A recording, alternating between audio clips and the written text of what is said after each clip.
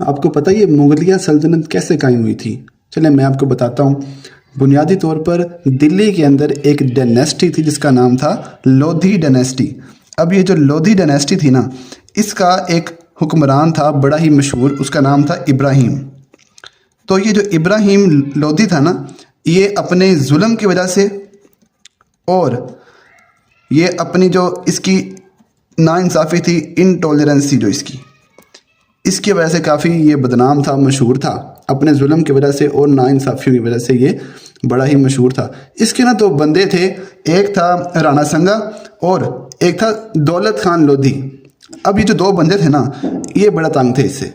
इन्होंने क्या किया, इन्होंने जो बाबर था ना, ज़हीरुद्दीन बाबर, उसको इन्होंने राब्ता किया, उसे बोला कि यार तुम इधर आ जाओ और दिल्ली में आके तुम ना इस इब्राहिम लोधी को हरा दो। तो जंग लड़ो इसके साथ। तो बाबर ने इनकी बात मानी और जो बाबर था वो इधर आया दिल्ली में, उसने जंग लड़ी इस लोधी के साथ। उस जंग को कहते हैं फर्स्ट बैटल ऑफ पानीपत। तो पानीपत की पहली जो जंग थी ना, वो बाबर और लोधी के दरमियान हुई।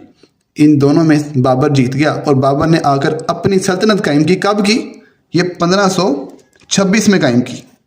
तो मुगलिया सल्तनत इसे कहते हैं, जो बाबर ने पानीपत की जंग में लोधी को हराया था, इब्राहिम लोधी को।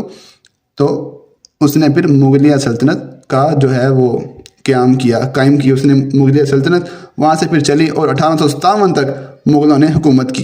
फिर वो 1857 की जंग आज़ादी हो गई और फिर ये मुगलिया जो हुकूमत थी वो ख़त्म हो गई और फिर अंग्रेज़ों ने कब्ज़ा कर लिया था।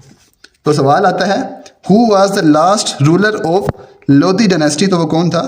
इब्राहिम लोधी था। और पहला कौन सा था? वो था बहलोल लोधी।